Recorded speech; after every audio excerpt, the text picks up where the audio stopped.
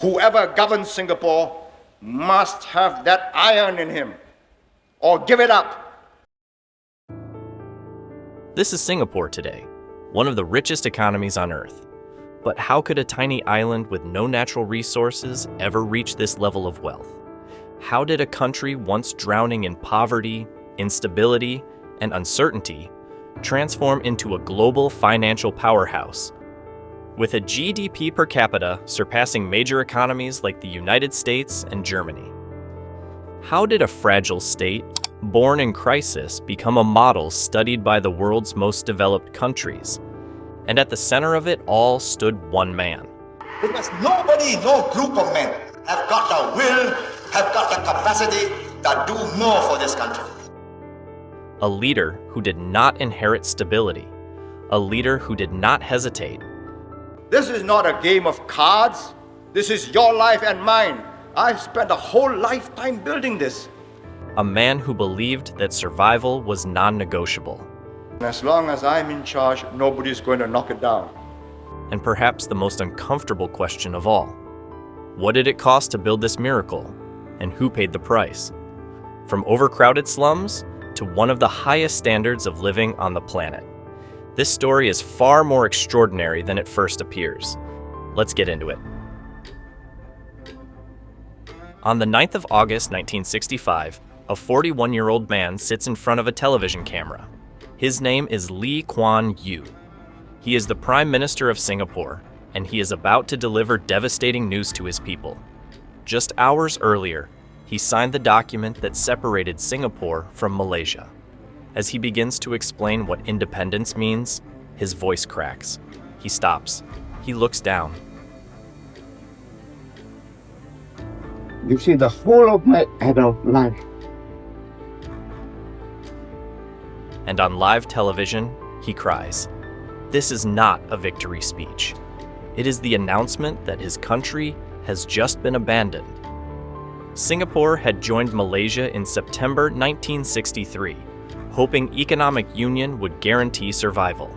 Instead, the marriage collapsed in less than 2 years. Malaysia's ruling party, United Malays National Organization, defended race-based privileges for ethnic Malays. Lee Kuan Yew challenged that vision, calling for a Malaysian Malaysia where all citizens were equal. Political rivalry escalated. In 1964, racial riots between Malays and Chinese left dozens dead in Singapore's streets. Trust shattered. There was also fear in Kuala Lumpur. Fear that Singapore's Chinese majority population and fast-growing port could one day dominate the Federation economically and politically. On August 7, 1965, Malaysia decided to cut it loose. 2 days later, Parliament voted 126-0 to expel Singapore. Independence was not negotiated, it was imposed. What emerged was one of the most vulnerable states in the world, a tiny island, less than 600 square kilometers, with about 2 million people. No oil, no gas, no farmland, no natural resources. GDP per capita was roughly $500.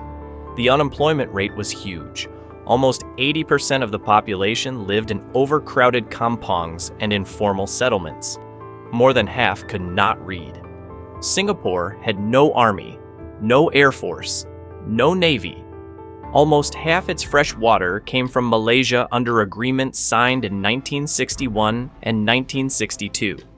British military bases, which made up nearly 20% of the economy and supported around 70,000 jobs, were preparing to withdraw.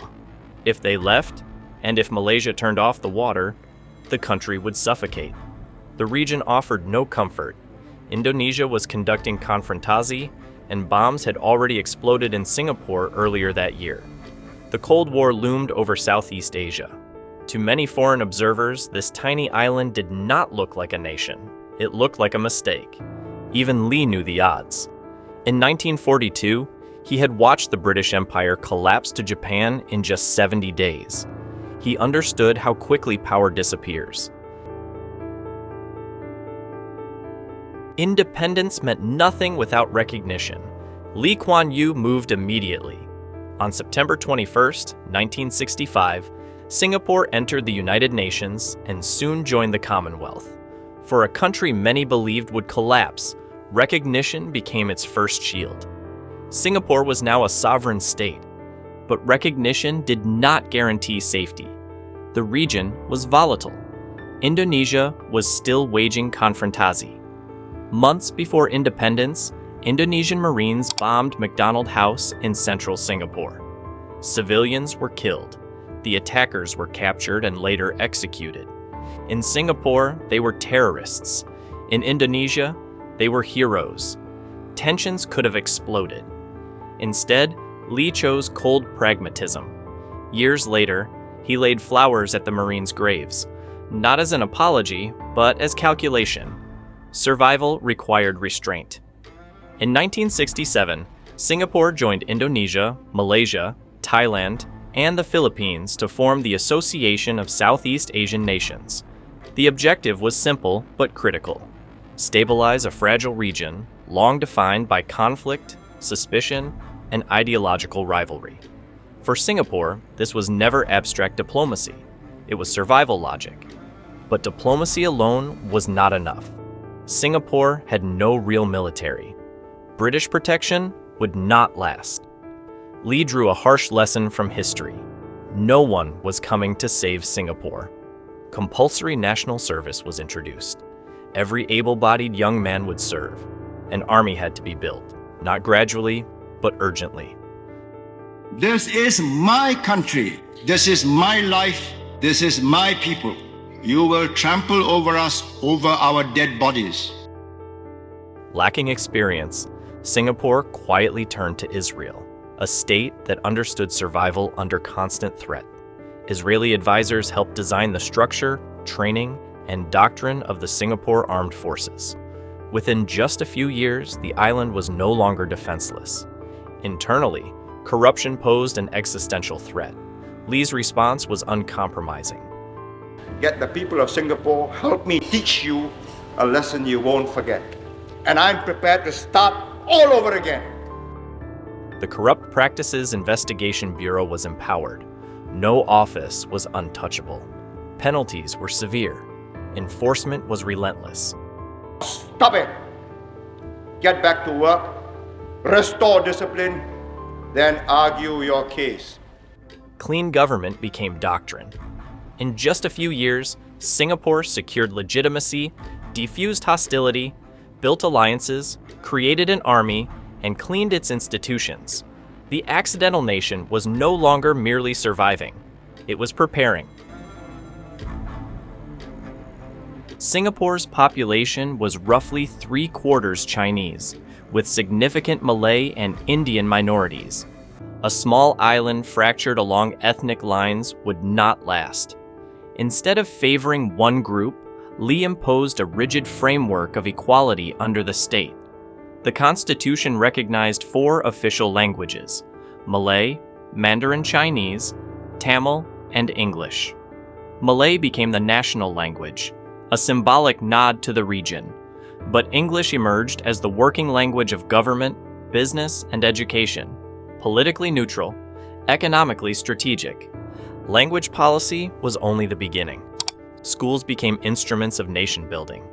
A standardized curriculum emphasized meritocracy, discipline, and shared identity over communal loyalties.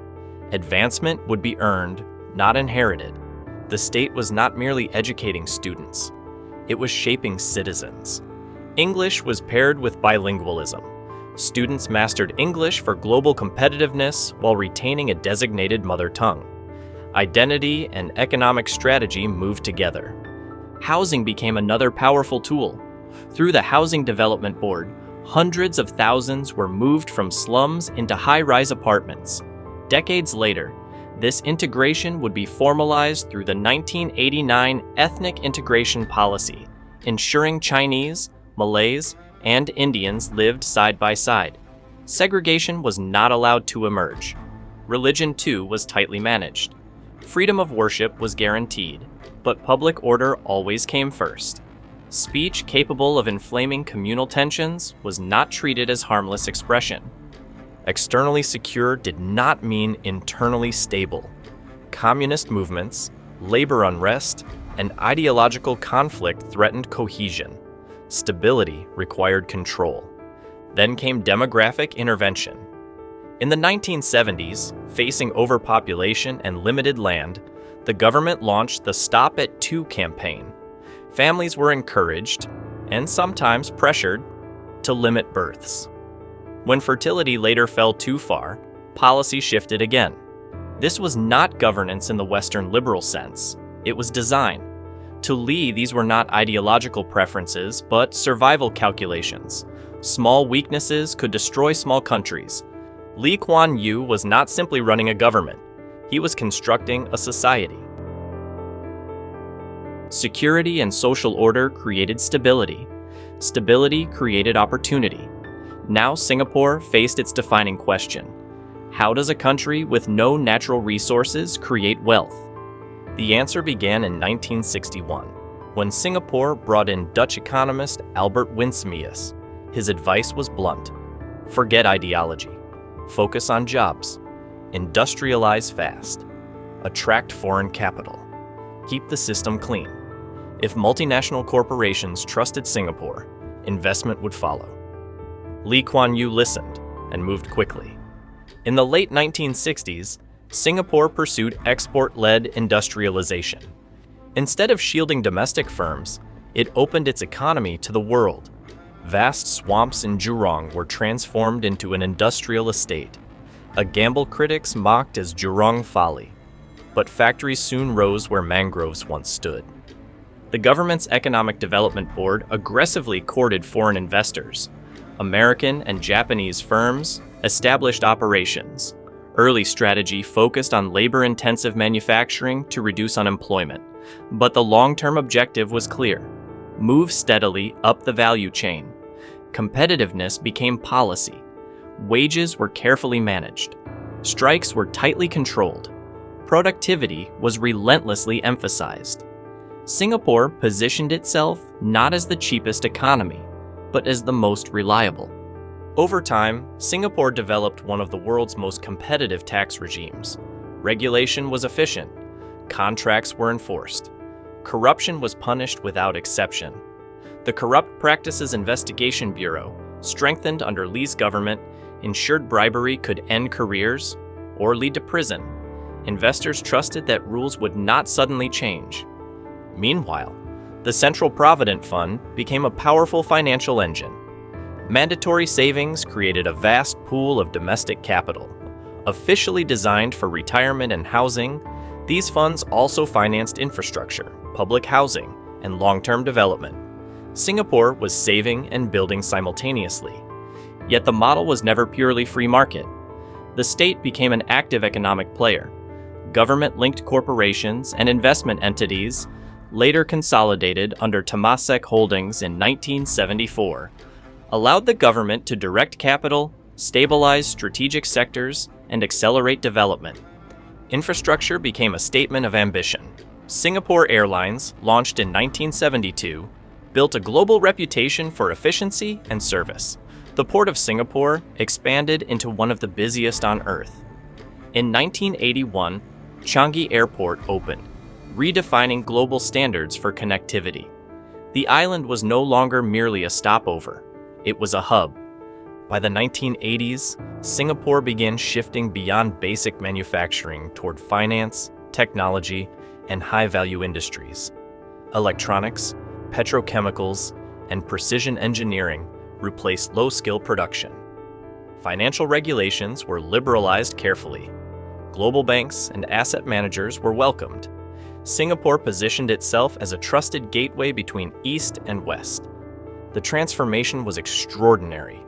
Within decades, Singapore evolved from labor-intensive factories into a high-tech economy and global financial center. But prosperity came with conditions. From the beginning, Lee made it clear that political stability would not be left to chance. The press was tightly regulated. Major newspapers operated within boundaries set by the state. Foreign publications that crossed those lines faced circulation limits or legal pressure. Freedom of expression existed, but always within clearly enforced boundaries. Opposition politicians operated in an environment few would call level. Defamation lawsuits were frequently used against critics. Several prominent opposition figures were bankrupted by legal judgments. Others were detained without trial under the Internal Security Act. To the government, these measures were not repression, but preemption, designed to neutralize instability before it could grow. Then there were the rules that caught global attention. Chewing gum was banned in 1992 after repeated vandalism of public infrastructure. Littering, spitting, and vandalism carried heavy fines. Drug trafficking could result in the death penalty. Singapore defended these laws as deterrents. Human rights groups condemned them as excessive. Lee never pretended to be a liberal Democrat in the Western sense. To him, discipline created prosperity, and prosperity justified discipline. Over time, regulation became culture. Supporters argue the results speak for themselves: low crime, efficient governance, world-class infrastructure, and one of the highest standards of living on the planet. By 2026, the transformation was undeniable. Singapore's GDP per capita climbed close to $100,000, surpassing economies such as the United States and the United Kingdom. From a slum-ridden port in 1965, it had become one of the richest countries on Earth. Its students consistently ranked at or near the top of global education assessments. The island had achieved what few thought possible: wealth without natural resources. But success created new pressures. Housing prices surged in a nation where land itself is scarce. The cost of living rose alongside prosperity. While inequality statistically moderated over time, many citizens began to feel a different reality. Demographics introduced another structural strain. Singapore's population is aging rapidly, with one of the lowest fertility rates in the world. A shrinking workforce must support a growing elderly population, placing long-term pressure on healthcare, productivity, and economic growth. Foreign labor, long central to Singapore's rise, became a more sensitive political issue. Then came a new category of vulnerability: climate risk. As a low-lying island state, Singapore faces rising sea levels not as an abstract concern, but as a direct national threat. Billions are being invested in coastal defenses and adaptation infrastructure. Politically, a generational transition is underway. The People's Action Party remains dominant, but its margins have narrowed. A more educated, digitally connected electorate has become more vocal and diverse in its expectations. In 2024, Lawrence Wong became Prime Minister, marking a new leadership era, one operating in a society very different from the Singapore Lee Kuan Yew once governed. Lee did not live to see this new Singapore. He died on March 23, 2015, at the age of 91. For many citizens, his passing marked more than the loss of a leader. It marked the end of an era. The architect of modern Singapore was gone, but the system he built remained.